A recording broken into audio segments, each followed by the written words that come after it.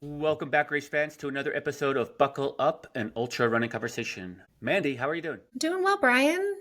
Enjoying the fall Colorado weather. It's funny that you mentioned that because I am wearing a wet, sweaty hat because I just ran in this nice fall weather, and it was really enjoyable. It was like a lunch hour run.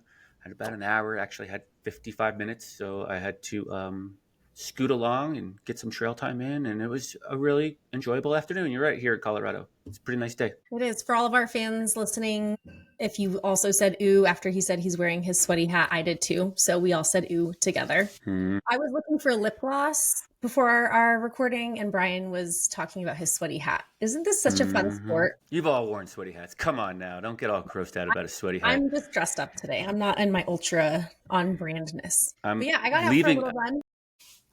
Well, it was work, I thought, is what you told me. It was work. It seems like the only running I'm doing these days is if I'm marking a trail, cleaning up a trail, or scouting a trail. And today was updates to my marathon course scouting.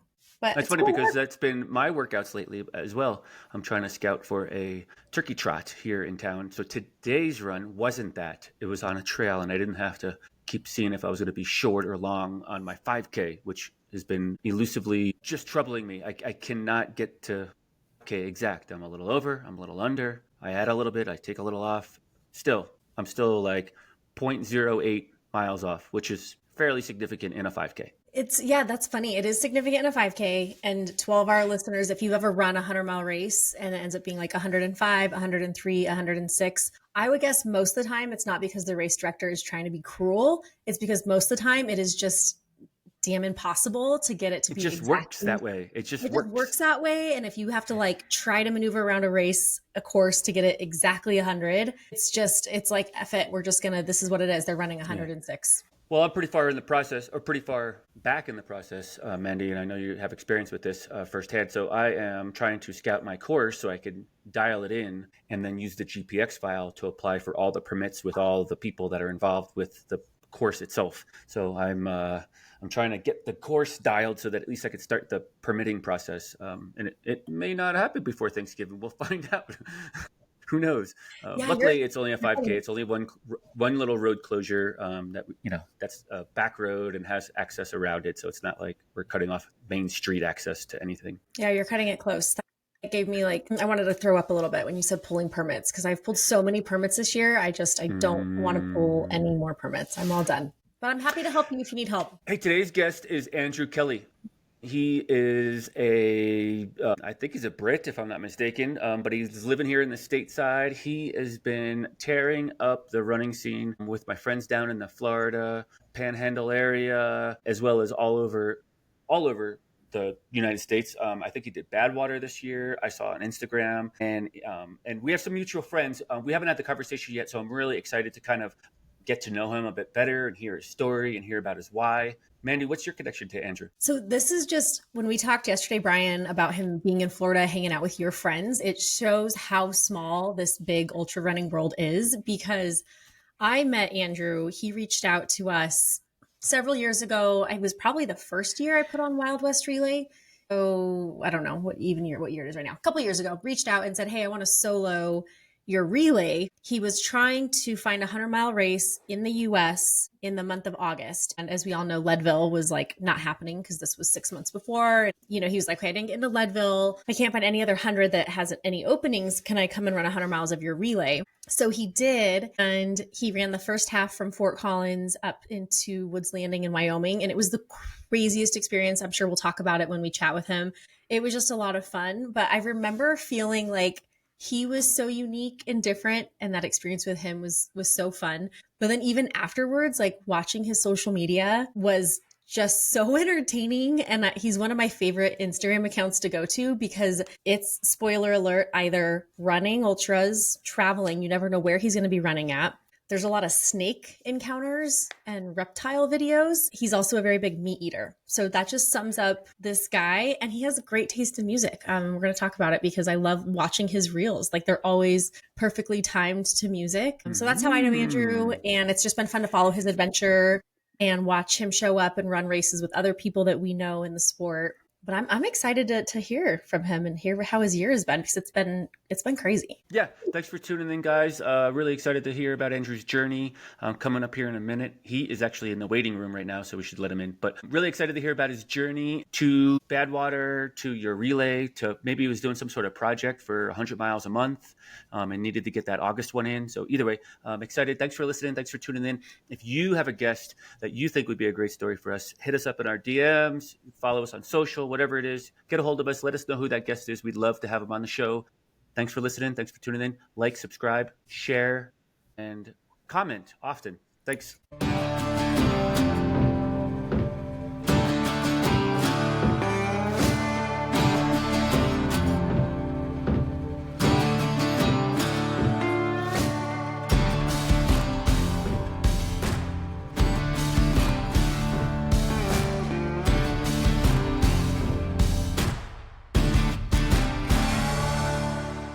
Andrew, thanks so much for taking some time out of your afternoon to chat with us. We'd love to hear more about your story. How are you doing today? Yeah, I'm great. Well, first of all, thank you for both having me on your podcast.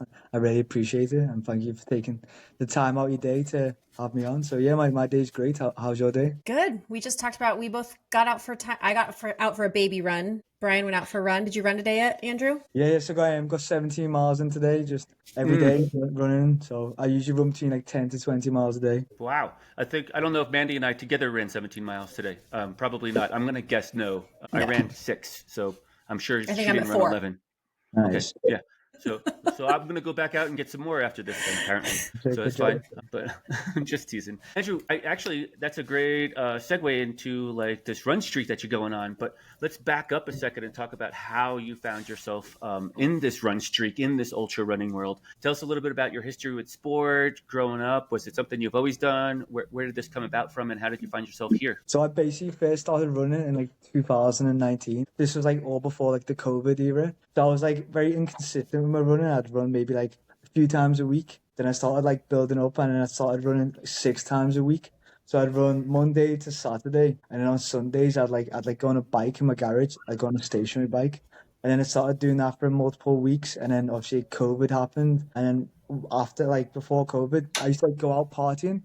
So I'd go out and I'd drink on the weekends, and I'd feel like terrible on the weekend. Like my running was really inconsistent. So then on the 31st of December 2019, I said to myself, like, I was never ever gonna drink ever again. And then from that day, as of today, I still have never sipped a single sip of alcohol. And that's like been my biggest push, which is like being sober. That's my biggest goal right now, which is over 5.5 years. And that's made me continue to want to run every single day. And then COVID happened in 2020. That made me really up my running. So then it was from May where I started running every single day. And then as of today, I've been running for 1,943 days with 0 days off. So no breaks. No matter if I do a 100-mile race, the next day I'll still get miles in. And ever since then, I've done 17 100-mile races. I've done 3 200-mile races. I've done a 300-mile race, and I'm just building on that. And every day I'm just trying to improve and get better. Andrew, that's quite the journey.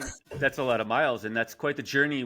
You and I share quite a bit, actually, that I didn't know of, and I'm pretty sure you didn't know of, because I don't think we knew each other prior to this. But I have been sober a little more than 8 years. I'll be going on 9 years pretty. Congratulations. I'm very proud of you. Keep it up. As well, Andrew. I want to touch on that just for a moment, and then we can move on to your running career. But was alcohol a problem for you, or it just wasn't serving you well with the training and running that you wanted to do? Were you a problem drinker and needing to stop like myself, or was it just not fitting in with the training? So I wouldn't say I was a problem drinker, but I'd say it was definitely having a negative impact on my recovery, my performance, and just my general well-being. Because obviously, you know yourself, if you're going to be consuming alcohol, you're not going to be able to sleep properly. You're going to make poor decisions, both with training as well as with your family. And ever since I decided to go completely sober, because a lot of the role models I look up to online, the key thing between all these people I looked up to, a lot of them were sober. So I realized if I really wanted to improve, I gotta stop going out drinking, stop wasting time drinking, stop wasting money, and really focus on what's going to get me better, because drinking alcohol is not going to make me any better. So like I say, on the 1st December 2019, I fully quit drinking at all, and then ever since that, it's only been progressing and improving. So it was more of like it was not improving my performance, and it was making me make negative decisions. That's great. It's admirable, and I'm sure you've seen lots of changes in your results and your training. So Andrew, right now you're in the US, but our listeners now are dying to know, like, where are you from? Where does Andrew come from? Did you run as a kid? What brought you here? Give us your big picture story. So the big thing was like as a child, I'd always with my family, I'd fly. I'd fly to the US, so we'd like fly to Florida as a child. My dad would take my mom and my brother and sister as well as me. We'd always fly there, and ever since a child, I had a big passion for America. It's always been like in my heart, and since then we kept on like going as a family. And then as I got older, I started flying there with my girlfriend Layla. And then I realized there's a lot bigger races in the US compared to back at home. And so since like maybe 2020, I've been flying back and forward, doing like as many races as I can. But right now I've spent like the most time as I can in USA and just basically sign up to as many races as I can and traveling around the States and basically, like say, signing up and completing as many races I can physically do. Andrew, where was home before you wound up here? Where's your country of origin? So basically, I'm just like on a tourist. I'm not actually like a state like fully like living in USA. But I'm from Liverpool, England, so United Kingdom, across the pond from where you are. But I think like, there's a famous band from there, isn't there? Isn't there a famous band from there? there is a famous band. Yeah, that's a good thing. A lot. So like you obviously know yourself living in Colorado. You've got the big mountains and the West Coast. You've got a lot of big races and a lot of more races that I'm really interested on taking off, as well as races I've done before, which I'd like to complete and improve on. But if you want to do, you could literally do like 100-mile race every single week in the USA. It's incredible, and like the people I've met, the volunteers, the competitors, everything's bigger. Everything's bigger. The races are bigger. More competitors, tougher races, tougher terrain, bigger mountains. It's like it's endless, and how many races there are. It's like if you want to race, USA is the place to be, 100%. Do you know? It sounds like you're here, and you're here for the part of it. The reason that you're here is for the racing scene and the culture that ultra running has in the United States. But back home in Liverpool or in England, is it growing? Is it a growing sport? I'm outside looking in. I've never raced outside of the U.S., so I'm not really kind of aware. I just assumed that this was the growth of the sport across the world, but maybe it's not, and maybe you have something to share about that. I believe it's growing everywhere. Everybody around the world are realizing like everybody can do this, and also it's so good for your body, so good for your physical body as well as your mental health. So people are realizing like it's not impossible. We can do this. But us human beings are capable of insane, crazy feats of endurance. So people are realizing like it's getting so big that we can all do it. It's a sport for everybody, no matter how old you are, who you are, or what your experience is. We're all capable of doing amazing things. It's definitely bigger in America. There is races at home, back in England, not as many, and I've done quite a few ones at home, but I definitely prefer the races in the States where you are, definitely. Yeah, for those people do travel obviously all over the world internationally to run. So what would be the biggest difference between running a race here in the US, whether it's a small 20-person 100-mile race or one of the big ones that you've done versus a race back home? I'd say, well, definitely compared to Great Britain, you've got the elevation. Our biggest mountains back in United Kingdom and Scotland, they get up to like 4,000 feet. Unlike where you are in like Colorado, you've got 48 mountains above 14,000 feet, and all over the West Coast, Arizona, California, you've got huge mountains. One of the big things, you've got them big long climbs, the big long rocky climbs. That's another thing. Which is a big difference. And like I say, I'd say the races are more like more frequent. There's more frequent races. You've got different temperatures. So for example, you can race in January and in February, like in Arizona. Back at home, we don't really have like as many winter races, because it obviously gets really cold and stuff. So there's definitely more races available. Andrew, thinking of big, tough races and temperature differences, I noticed this summer that you ran the Badwater 135 successfully and completed it. Maybe give us a little synopsis of that event. I think it was mid-July, if I'm not mistaken, around July 12th this year. Yeah, so like ever since 2020, I've been reading David Goggins' Can't Hear Me book. I probably bought this book for maybe 15 people. And ever since reading that book, I like heard about Badwater 135. And the second I read that book, I was like, I want to do that race. So basically, I just started signing up for 100-mile races, and then I done 4 100-mile races in 2022. I didn't get into the race, and then 2023, I think I done 8 100-mile races. Still didn't get into the race, and then last year I done a few more. Then started doing a few more 200-mile races, and then finally this year I got into the race, and I realized if I want to be successful in this race, living in England and where it's cold and it's pretty flat, is not gonna be able to cut it. So I sold my business back at home, and then basically got a ticket to Arizona, and it's basically spent like the last 4 or 5 months leading up to the race all around like Arizona, the West Coast. Spent a bit of time in Texas in the heat, but mainly I spent a lot of time in the altitude and a lot of time in the heat, in the dry heat, and that was probably the best ideas I could ever do train up to a race. I basically put all my eggs into one basket, and then I finished in 31 hours, 44 minutes. It's impressive. Very impressive.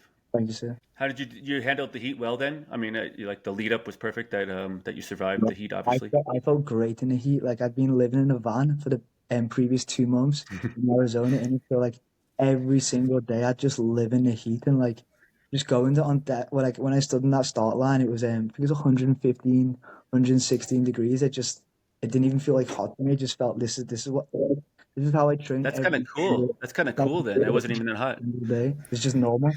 But like, yeah, it just felt like this was, and the miles are just ticking off. I just felt like this is where I belong because I invested basically everything I had into the race, all my money, all my time. I knew like if I'm gonna do that race, I'm not gonna half job it. I'm gonna put everything I can into because it's not called the world's toughest foot race for no reason. It's like if you wanna do it and do it successfully, you need to fully live in the race. So I went to Death Valley. I did lots of training runs in Death Valley, and I spent a lot of time in Phoenix, Arizona, where temperatures can sometimes get even hotter than Death Valley. A lot of climbing there in the mountains too. So I spent a lot more time in the heat, more elevation training, and then really got dialed in with my sodium intake as well as my nutrition. Basically, the race went perfect. I had a great crew: Amanda, Darren, and Steven, my friends from Phoenix and Texas, and they crewed me all the way, and the race went pretty well. I still think if I do it again, I could shave off a little bit of time, but I'm pretty well dialed in on the course. I've been to the course quite a few times, and I made sure like I didn't leave any stones unturned on the training leading up to the race. Yeah, what was the field like this year? How many started? How many finished? So it's every year they have 100 people. We do the race. I think it's like maybe 70 men and 30 women. This year was actually quite a good race for finishes. I think only 6 people DNF, which is quite unusual. We have more DNFs for the races because it's so hard and so hot. But this year was a good race. But yeah, I definitely think if I do it again, if I save up, I could maybe shave a little bit of time off. Definitely. But I recommend everybody to do the Badwater 135 Chris Kosman's race. It's a life-changing experience, and it will definitely change you as a person. It was biblical. It was a crazy life-changing event. A 6% DNF rate sounds unfathomable in a 100+ mile distance, but this is not your entry-level race. It took you, 15 100-mile plus events to finish in order to even get accepted to get in. So these are seasoned athletes. If you're just kind of listening and wondering like why only 6 people DNF this race, because they're very seasoned athletes that are towing the line for Death Valley 135. They're running across the Death Valley plain there. Andrew, you haven't shied away from racing though at all. Gosh, I'm just looking back at your ultra sign up here, and you did across Florida 200, Arizona Monster 300. I actually probably saw you then because I was the aid station captain for 251 at Oak Creek or. That's after Gabe Riverman, isn't it? I'm trying to think where. Yeah, it was like day 4. Then for me, that was that. Yeah, it was really late, and everyone was super tired when they got to me. But then you were at Skunk Ape and San Diego 100. Badwater, again, we just talked about. You went back to Florida for the night run. Pinellas Trail Challenge. Gosh, you've been everywhere. Then you went to 24 hours. You just keep going on. And Nashville 24 hours. Lake Z 24 hours. That Nashville 24 hours is not me. I seen that. So I done the Lake Z 24-hour race, and it says there's a Nashville one. That must be just with someone who's got the same name. Well, that person took 3rd overall. Like they did pretty well. Yeah. That's what he hasn't deleted yet.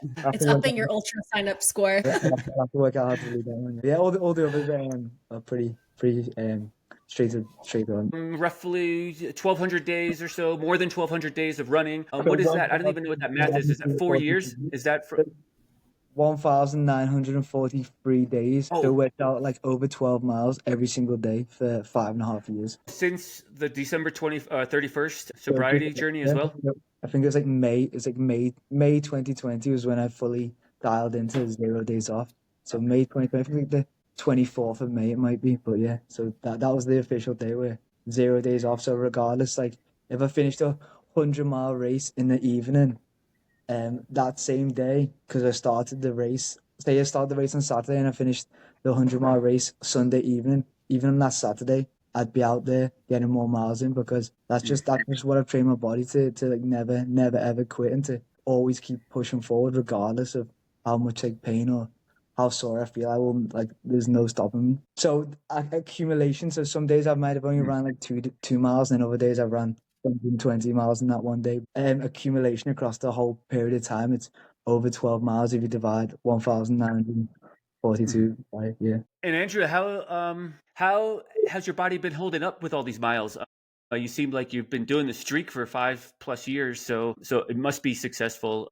Are you see any signs of wear and tear? And what does the end game look like at that point too? Like, is there an end in sight, or are you just going to keep doing it until you can't? So yeah, right now I feel great. There's some days where I feel like, so for example, after like a big race, I will run it like a lot slower. I'll definitely, if I'm sore, I just run slower. But the body's a a body's a temple, and I know like it recovers so fast. Definitely, just even if I can only go out and run a few miles after a big race, it always repairs itself. Sometimes takes a bit longer than others, but regardless, your body always repairs. And like I say, right now I feel great. Did a 50K on the weekend. It maybe might take like the day after. I'll be a bit sore, but you always repair. And there's been times where I've had injuries and stuff, but I've always been able to persevere. Always been able to push through. Run a bit slower. There's always a way of keep progressing. Definitely, and I'm getting faster. I'm getting stronger. So I feel good. And there is no end game. The end game will be when I end, which one day will happen. I will always keep pushing forward, and I want to lead by example. Andrew, what about the specifics of this training? Are you incorporating speed work on the weeks that you're not racing a bunch? Are you getting in other workouts as well? Are you still riding the bicycle like you were doing when you first started on Sundays for cross training? Are you doing other modalities as well, other than just running? Yeah, usually I'll lift like 3 times a week, so I'll do like 3 like full body workouts. So I'm like incorporating like compound lifts, like chest press. I'll do some like leg press, and I'll do like curls, pull ups. So I'll do like just general gym workouts. But right now I haven't really been doing any speed workouts because I've been doing that many races. But if I don't have like any races on the cards, I do like some tempo workouts. So I do like some more like interval training. So I do some like marathon paced run workouts and stuff as well. But yeah, right now I've been doing like speed stuff. I'm just logging miles right now, logging miles and lifting weights. Great. Anything else in the cardio world, like the biking or swimming or anything other than the weights and the running? I mean, As of running right, is obviously as of right plenty of running. lots of running there, but as of right now, no. I usually do jujitsu, but I haven't been doing any jujitsu in the last few months. But I do that back at home. But right now, just running and lifting. That's great. Mandy and I were talking about it in our intro, introducing you. I didn't realize it until I looked you up, but we have some mutual friends in the Florida area. I know Jeff Iosa and the whole gang from Florida. They're really good friends of Okay, mine. yeah, yeah, I yeah, paced Jeff at Run Rabbit Run for 50 miles. I think it was last year in 24, I want to say, which just happened again just last weekend for the 2025 edition. Jeff and Omar and the whole Florida crew, I jump on their podcasts all the time, and we kind of go back and forth. He's been on this show before. So small world, right? And your relation to them, will you share it with us? yeah. Jeff's a great friend of mine. So he's a friend of mine through my friend Joe. So the Lazy Trail Runner who hosts the Where's the Finish Joe podcast. Miller, right? Joe Yeah, Miller? Joe Miller, he's a good friend of mine. He paced me and crewed me across Florida in 2024. He's a really good friend of mine. I've been staying out in Joe's house while traveling around the country. But and then his friend's Jeff, and we stayed in Jeff's front lawn in Joe's camper van for the Pinellas Trail race. And another 6 hour race, I stayed in Jeff's house. Jeff's a great guy, great fast guy. Yeah, those Florida guys are really great guys. They have a strong community down there, and it's kind of I'm a Colorado person. I've been here 27 years. I'm not born and raised here by any means, but I've been here a long time. I have started my ultra running career here and continue to run here. So Florida wouldn't seem like a hot spot to me for ultra running, but man, those guys are really bringing the heat. They have races every weekend, just like you were saying. They got Tampa Bay and just coastal races everywhere. That Pinellas Trail right in Jeff's front yard. I've been a whole bunch of his live streams and everything. It's a great community they've created down there.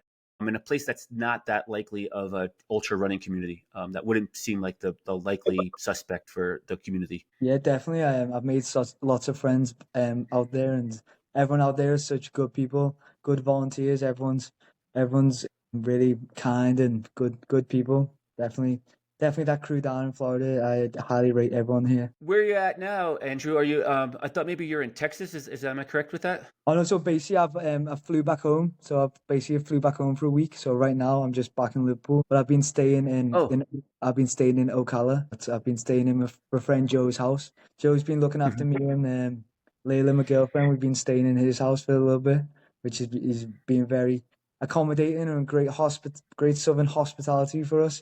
Great guy. You're back home for a little bit. What's the plan moving forward? What's coming up on the calendar? What's in your radar? You did the Badwater, so you're knocking off these checklists off the bucket list. But what kind of big races are on the new bucket list? What's rising to the surface? Yeah, so I basically fly back next week, and the races I've got planned. So I'm going to do the Tampa Bay 100, which is one of Joe Fuller's races. He's the Skunk Ape director. I'm sure you know Joe. And then I'm going to do the Daytona 100. I've got that Daytona 100. That's I believe the 13th of December. So that's Jacksonville to Daytona 100-mile race. I'm also doing the Brazos Bend 100, which is in Texas. Sure. The week prior to Daytona. Tejas Trails, I believe. Yeah, Tejas Trails. No, that's the Trot Trail Racing over Texas. Trot, yeah. Callum Neff, he's a great guy too. Callum. So that like I said, the 6th of December. That's a trail race in South Texas. That one's got alligators on the course too, so you've got to dodge some gators while you on your run. It looks like But gosh, you spent a little bit of time in the South. I'm sure you've seen a gator and dodged a few here and there, right? Oh yeah, I've seen plenty of gators back here in Florida. Yeah, there's plenty of them here. Well, that sounds like a full calendar. Well, like I say, if there's any more races you recommend that I can fit in my schedule, I'm more down to doing more. I'm all about doing as much as I can, as much as my body can basically cope, and my body can take it quite a lot. So the more races I do, the fitter and better I get. If there's any more you recommend, let me know. Gosh, I know of a race series or a race organization company in Windsor, Colorado. That might have some races. Yeah, we got to get Andrew back out here to run again. We talked a little bit about in the intro about Wild West and what that journey was like.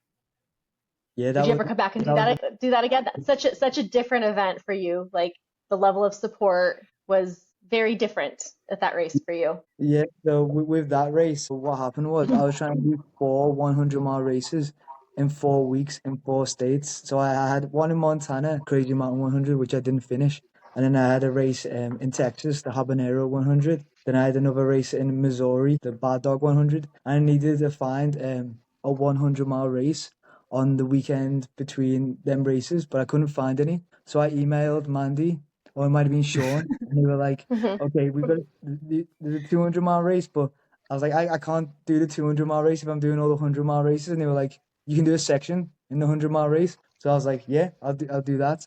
Maybe if I come back, I'll do the full 200. That would make sense. Andrew, I want to talk a little bit about, you said you had 17 and 3, so you're right around the 20 mark. We're pretty neck and neck. I think I'm at 16 total for myself, with a couple 200s in there as well. So we're pretty similar, but you've done it in a more crunched timeline than I have. I started my journey in 2010. Nice. But I know I have a lot of DNFs on my ultra sign up, and it's obviously not the focus by any means, but there's got to be a little bit of failure in there with so much success. Can you talk a little bit about that and where the struggles might have been and how you've overcome them? Yeah, definitely. I DNF'd the Crazy Mountain 100 the week before Mandy's race. It was maybe like four days before Mandy's race, because your race was like the Thursday. I think I done it the Thursday. So yeah, so I'd been doing lots of 100-mile weeks, but I wasn't focusing on the elevation. Bear in mind, this race had like 25,000 feet of vertical gain. So I'd just been logging all the miles, and I thought that would have been enough because that has been enough for me to win 100-mile races before. But obviously, we're talking flat 100-mile races. And then so I flew to LA, and I didn't realize how far LA was to Montana, and I had like 2 days to drive there. So I drove all the way from LA to like, Montana. What was it called? Like Bozeman, Montana. It took me like 2 days of full driving. And I got there and I thought I would have been okay in the race. And I felt good in the race, but I got cut out by the cutoffs. So I was like 24 hours in, mile 64. I went through the checkpoint and I wasn't fast enough and I got cut off. And at first I was annoyed. I was quite annoyed, but then at the end of the day, it was my own fault. I DNF because I wasn't prepared for the race. I hadn't done the right amount of climbing and I wasn't in the right shape to do the race. So it's my own fault. So it took me maybe a few days being annoyed and wound up at myself. But then when I just take accountability and look at myself in the mirror and realize the only reason I DNF'd was because of myself, then it gives you a sense of understanding and you realize that if you're not going to become prepared, you're not going to get the job done. So if I were to do enough more climbing, I would have got the job done. So it's just a big reflection at yourself and made me just realize that you got to train harder, work better, and take accountability for your training. And don't prepare. If you don't prepare, you're not gonna get across the finish line in some of these big mountain races. Definitely. Yeah, you've definitely taken the preparedness. Oh, I was going to say you've taken the preparedness to the next level moving here. I don't know if you've touched on this yet, but so you sold your business back in the UK, and do you plan to stay here and continue the tour of US races? And what are you doing for work now? Are you still in the food industry? Yeah. So I saw my business back at home. No, I'm not in the food industry right now, but no, I'm not working right now. But I will be aiming to get a job and I have to get a work visa in the United States, and then that'll enable me to be able to work there. But right now, no, I'm not working, but I definitely need to get working as soon as possible. You're going to be looking for a J1 visa. I think they're probably good for like 8 months or so. Where do you think you're going to settle in the States I'd probably for that 8 months? Yeah, for Yeah, that I'd, eight I'd months. probably settle in the South, Florida. I like Mhm. Florida. Pretty cool place to be. Really like Florida. Really like the South. Florida, be Florida or Texas, but Florida right now is where I've got a lot of friends here. Got a lot of good people like Joe, like and Jeff. People like that. Great races, and there's still a lot of races there which I need to tick off. Yeah, for the time being, definitely Florida's where I'm feeling. Yeah, so especially fall here in North America. Florida, Texas would be great places to continue training. Where 100%. Mandy and I are going to be running on snowshoes here pretty quickly. So But I definitely miss the mountains. I definitely miss the mountains being like when you're in the south, you haven't got your big 14,000-foot mountains. That's maybe one of like the downfalls. But like I say, last week actually I went to Georgia and I've been doing a lot of I seen you doing a cruel duel as well. And so I did a race which is not too Yeah. far from there, 24-hour race, and it makes a big difference when you're running on the flat all the time to get a rude awakening and running on them trails in North Georgia. They're hard. Those trails are brutal. Yeah, I saw your Instagram. It's the Dumbass Events group that puts it Yeah, on. it was a And good what was the race. name of your race? So it was the Lake Z 24-hour race. It's a 4.66-mile loop, and it's a 24-hour race. And I think it's like 800 feet of vert in the 24 hours. And I remember doing the first loop, and I was like, "This is going to be a long 24 hours." Yeah, those was there climbing that whole race where you kind of lost in the thicket of all of the woods? Was there any clearing and flat areas, or was it all just kind of up and down? Yeah, you either only going up or down. It's just rocks, roots, Hmm. like the whole race. You either just going up or down, and big rocks, big roots. It was a challenge to say the least. have you dabbled in that format before or different formats? And if so, like what's your favorite format? Is it point to point? Is it a loop course? Is it that last man standing for 0.17 mile consecutive loops? What's your flavor? What do you think you perform the best at? I definitely perform the best in loop races, 100%. Where I feel like I can just get dialed in with my nutrition and like my electrolytes as well and hydration, and just like I can just keep going. So I feel I'm probably better on like flatter races. Maybe in the mountains is definitely one what I need to work on better. If you've got like a flatter race loop courses, I feel like that's definitely my strength. right now. Not where you're waiting on the race director to deliver bananas into the porta potty for you. Or having a big pack in your back that it makes a big difference. But if I can just have just water bottles and I can just let it rip, and that's definitely what that. But I also like challenging myself and going out of my comfort zone and trying races like in the mountains where I haven't done as much training in the mountains recently. So it definitely changes things when you're in when it's climbing and when it gets cold at nighttime and there's storms and lightning. It definitely plays a significant factor. It definitely adds to the difficulty of the race, as well as, like, say, having a heavy pack and longer gaps between the aid stations. It's definitely a lot more difficult. Yeah, it's clear from your ultra sign up that you're out there challenging yourself in different formats and different venues, different environments and temperatures. I mean, Badwater is just a whole different beast. It's point to point, and there's not an aid station anywhere on Badwater, and it's all crew oriented, just completely different format in general.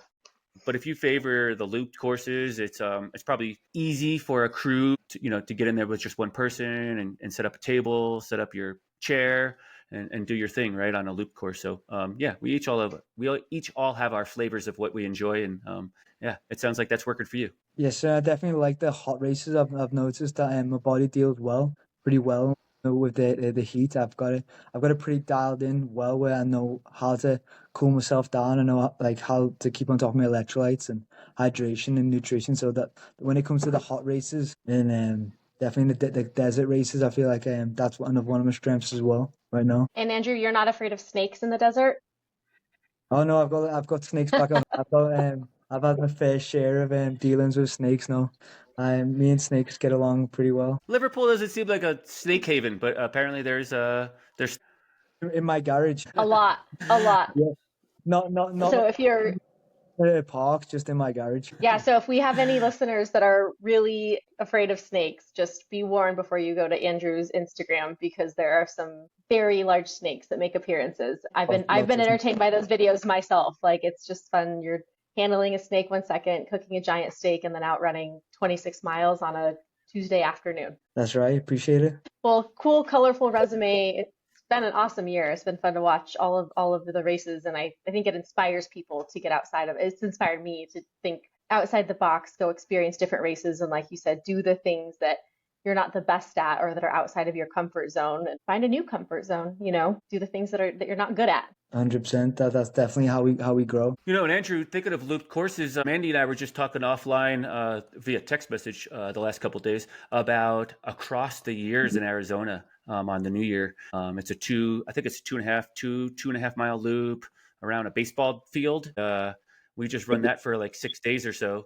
So yeah, we'd love to see you there if you can make it out there for that. Nice. If I'm still there at that time, I'd definitely be down on it. Sounds like a pretty cool concept running into the new year. Pretty cool, yeah. So if I'm local at that period of time, I'd be more than inclined to do it. Yeah, I'll send you info on it. Nick, you met him, my husband. He took second. So he was the last loser of the last person standing last year and made it 36 hours. So he has been training very hard and is planning to go back to win it. So that could be a really cool competition. I think he'd train a little harder if I told him that you were coming to compete against him. Yeah, I'd definitely be interested. Andrew, we appreciate your time and want to be respectful of it. Where can our listeners find you at? I know you have a pretty big following, or you put a lot of energy into your Instagram page, but where else, as well as Instagram, where else could we find you at? So basically on Instagram or YouTube. So my Instagram handle is at AndrewK_run. And I've also started doing like a bit of YouTube as well. So my YouTube's name is AndrewK_run2.